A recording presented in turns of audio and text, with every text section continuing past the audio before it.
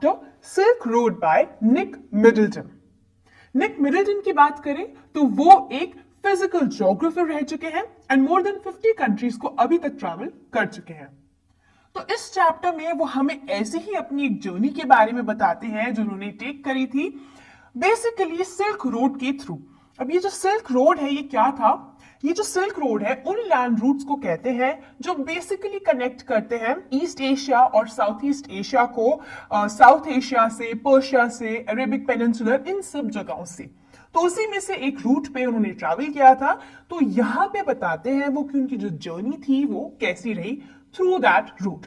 अब उन्होंने यहाँ पे ट्रैवल क्यों किया था? बेसिकली वो जानना चाहते थे कि ये जो माउंट कैलाश है ये इतना ज्यादा फेमस है और ये जो लेक मानसरोवर है इतनी ज्यादा फेमस है अपनी स्पिरिचुअल मैजिक के लिए या स्पिरिचुअल क्वालिटीज के लिए।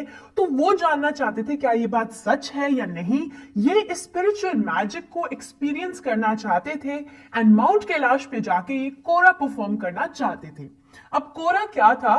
कोरा बेसिकली एक तरीके का बुद्धिस्ट रिचुअल होता है जो कि लोग परफॉर्म करते हैं। तो एक तरीके से ये पिलग्रिमेज थी या आप कह सकते हैं एक रिलीजियस यात्रा जिसे हम कहते हैं वो थी।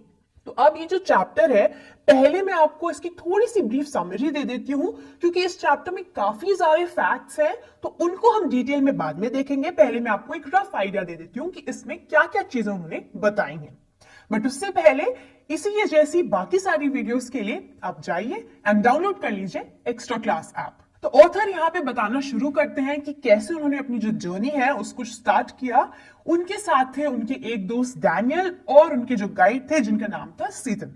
तो ये लोग स्टार्ट करते हैं अपनी जर्नी को एंड अच्छे कपड़े वगैरह, खूब गर्म कपड़े, वुलन क्लोथ्स जो हैं वो सब लेकर ये लोग चलते हैं, गाड़ी में जा रहे होते हैं, ट्रैवल उसमें करते हैं। ये देन हमें बताते हैं ये जो सीतन है वो इन्हें कहते हैं कि वो उनको एक ऐसे रास्ते से लेकर जाएंगे जहां से इनको कम प्रॉब्लम होगी एंड अगर बर्फ नहीं पड़ी तो ये टाइम पे वहां पहुंच जाएंगे जहां इन्हें पहुंचना है। तो ये लोग अपनी जो जर्नी है उसको शुरू करते हैं एंड जैसे ही इस जर्नी को ये शुरू करते हैं इनको बहुत सारी ब्यूटीफुल साइट्स नजर आती हैं, बहुत सारी जो नोमैडिक ट्राइब्स हैं ये भी इनको रास्ते में नजर आती हैं एंड ये अपने जो रास्ता है उन्हीं के थ्रू जो उनका जाता है इन सब चीजों को देखते हुए वहां से जाते हैं।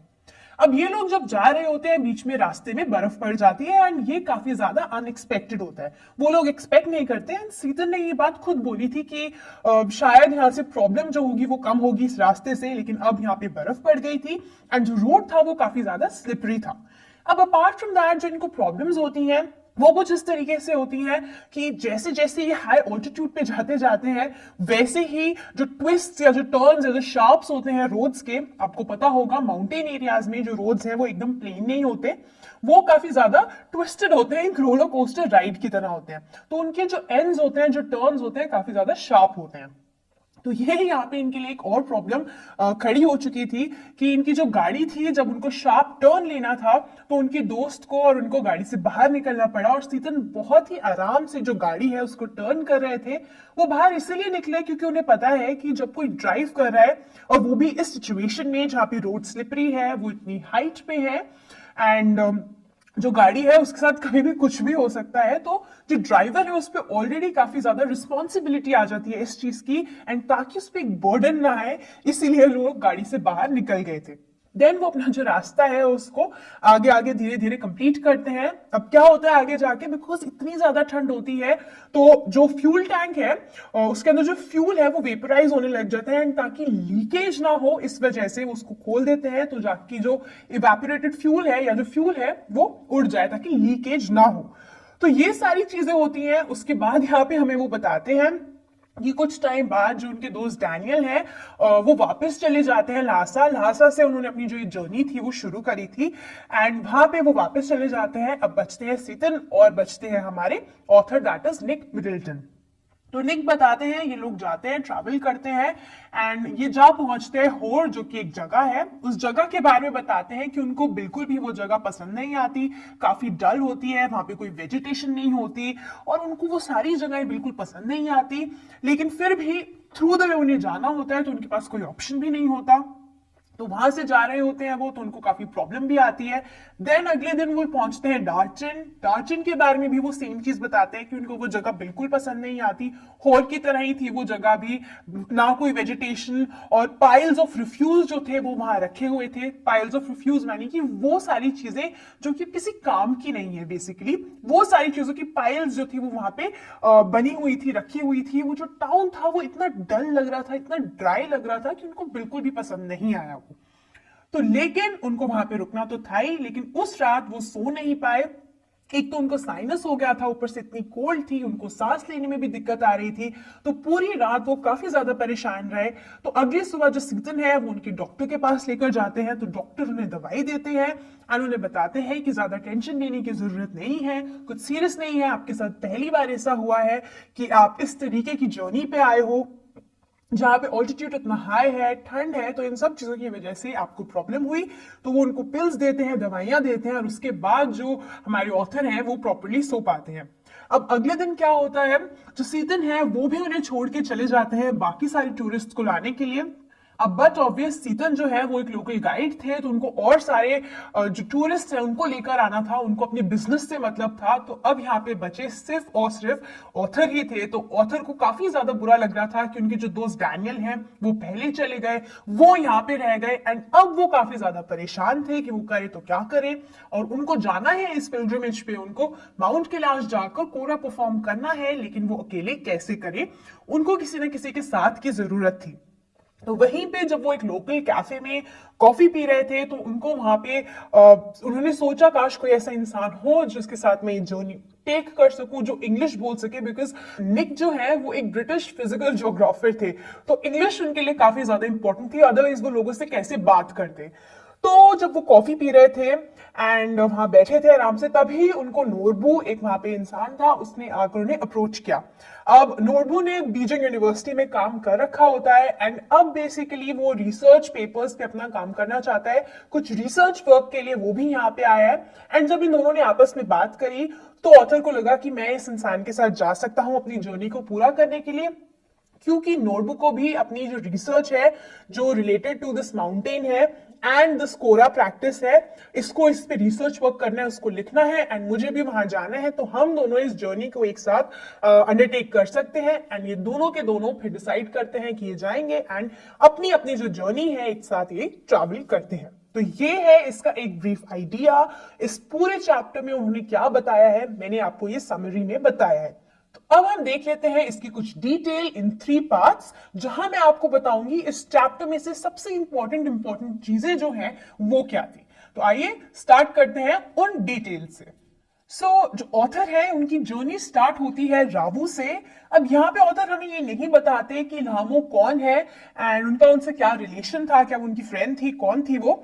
बट हाँ, उन्होंने इतनी बात जरूर बताई है कि एक बार उन्होंने ये बात बोली थी उन्हें जब वो रावू में थे कि भाई मुझे जाना है, माउंट कैलाश जाना है, मुझे कोरा परफॉर्म करना है। तो लामो ने उन्हें ये बात बोली थी कि जब आप वहां जाओगे तो आपको वार्मर क्लोथ्स की जरूरत पड़ेगी, काफी ठंड होगी। एंड इसीलिए जब वो फेयरवेल ले रहे होते हैं, अपनी जर्नी जो उसको स्टार्ट कर रहे होते हैं विद सीतन एंड ऑब्वियसली उनके दोस्त डैनियल, तो उनको वो गिफ्ट करती हैं एक long sheep skin coat. Sheep skin coat क्यों गिफ्ट करती हैं? बिकॉज ऑफ द फैक्ट जो शीप की स्किन होती है काफी ज्यादा वार्म होती है, वुलन क्लोथ्स जो है उनकी जरूरत थी, इतनी ठंडी जगह पे जाएंगे क्योंकि ये, तो ये उन्हें गिफ्ट करते हैं। तो ऐसे तो उनकी जो जर्नी है वो स्टार्ट होती है। एंड उसकी जो डेस्टिनेशन क्या है उनकी डेस्टिनेशन है माउंट कैलाश पे पहुंचना एंड कोरा को परफॉर्म करना। तो अब देखते हैं, जर्नी स्टार्ट तो हो गई है, बीच में क्या होता है एंड देन देखेंगे इसमें एंड में क्या होता है।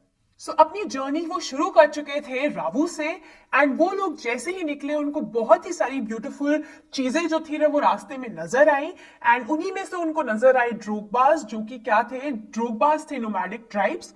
अब हिली एरियाज में, माउंटेनियस रीजन्स में ट्राइब्स होते हैं, डिफरेंट नोमैडिक ट्राइब्स, एंड ये सॉलिटरी होते हैं, मतलब ये अकेले अकेले रहते हैं, ज्यादा लोगों के साथ ये रहते नहीं है। एक कम्युनिटी, स्मॉल कम्युनिटी की तरह आप इन्हें कह सकते हो। एंड ये अपने फ्लॉक्स के साथ जा रहे थे, अपने कैटल के साथ जा रहे थे, एंड ये देख रहे थे, जो गाड़ी थी उसको स्टेयर कर रहे थे। एंड उसमें से मेन एंड वुमेन दोनों थे जिन्होंने फुली कवर्ड कपड़े पहन रखे थे, फुली रैप थे वो, क्योंकि काफी ज्यादा ठंड होने वाली थी, उस जगह पे भी काफी ज्यादा ठंड थी। एंड वो इनको देख रहे थे और ओकेजनली उनकी तरफ वेव भी कर रहे थे।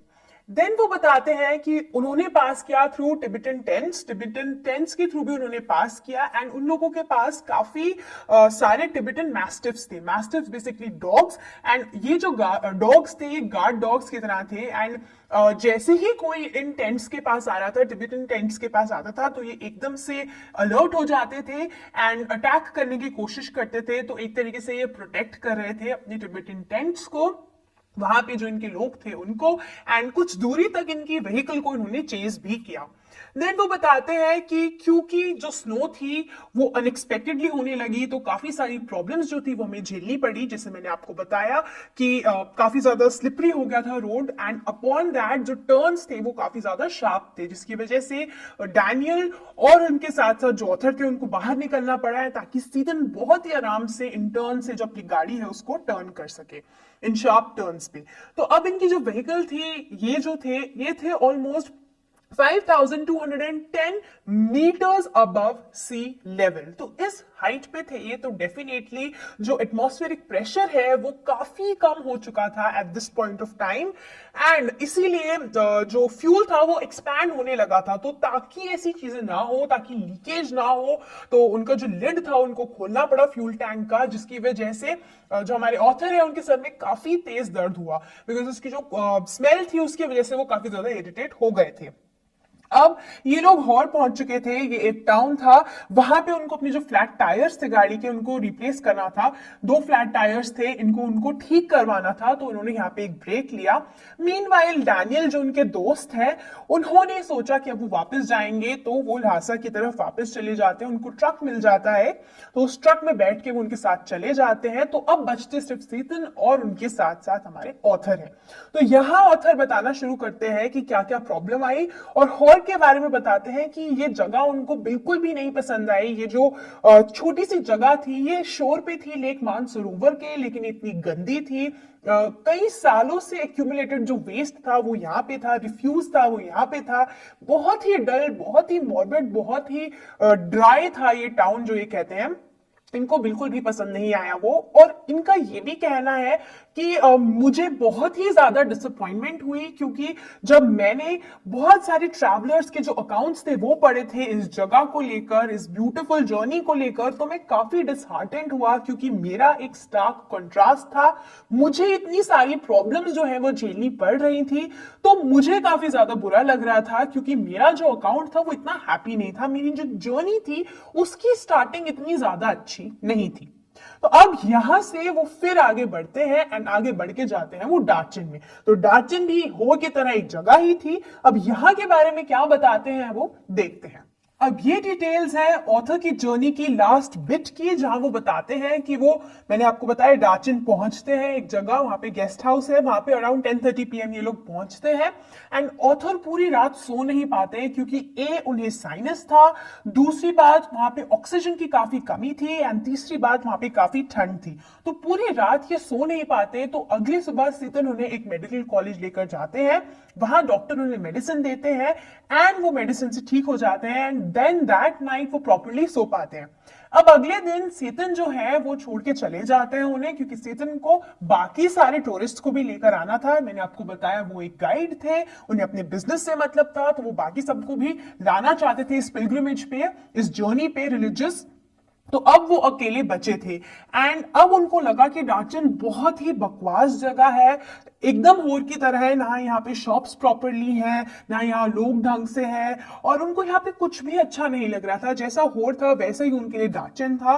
एंड अब वो ये सोच रहे थे कि क्या मैं इस जर्नी को कंप्लीट कर पाऊंगा या नहीं कर पाऊंगा, क्योंकि मुझे आना तब चाहिए था जब सीजन होता है यहाँ पे आने का। यहाँ पे मेरे साथ और लोग नहीं थे जो मुझे अकंपनी कर पाते, तो ये काफी ज्यादा लोनली फील कर रहे थे। एंड तभी जब ये एक कैफे में बैठ के कॉफी पी रहे थे एंड वो न्यूज़पेपर पढ़ रहे थे, तो उन्होंने देखा सामने एक इंसान बैठा है जो कि एक इंग्लिश बुक पढ़ रहा है। तो उन्हें लगा कि शायद ये एक ऐसा इंसान हो सकता है जिसके साथ ये अपनी जर्नी जो है वो कवर करे। तो इन दोनों की आपस में बात हुई। तो उसका नाम था नोरबू, और जो नोरबू था वो बेसिकली काम कर रहा था एट बीजिंग यूनिवर्सिटी। एंड वहां पे उनको काम था ये कि उनको रिसर्च करनी थी, कुछ अपने रिसर्च पेपर बनाना था। एंड उनका जो रिसर्च का टॉपिक था वो यही था कि ये जो लेक मानसरोवर है, इसकी स्पिरिचुअल मैजिक और ये जो माउंट कैलाश है, इन सब चीजों के बारे में ही इनको अपना जो रिसर्च पेपर था उसको करना था। तो ये दोनों ने जब आपस में बात करी तो इन दोनों को लगा कि हाँ, ये म्यूचुअली इस जर्नी को कंटिन्यू कर सकते हैं, खत्म कर सकते हैं। ऑथर को भी लगा कि ये बहुत अच्छी बात है, क्योंकि वो अकेले पड़ गए थे और उन्हें आगे जाने के लिए किसी ना किसी की जरूरत तो होने ही वाली थी। नोरबू का भी सेम मोटिव था। तो ये दोनों डिसाइड करते हैं कि ये जो जर्नी है उसको एक साथ कंप्लीट करेंगे। तो दोनों एक साथ जर्नी पे जाते हैं। एंड जो ऑथर है वो अपना जो रिचुअल है, कोरा जो है, उसको परफॉर्म करते हैं। वही नोरबू, जिनको रिचुअल परफॉर्म नहीं करना था लेकिन इन सब चीजों को ऑब्जर्व करके अपनी जो रिसर्च थी उसको कंप्लीट करते हैं। तो यही थी इनकी जर्नी, यही थी उस जर्नी का लास्ट बिट। जो डिटेल्स इंपॉर्टेंट थी मैंने आपको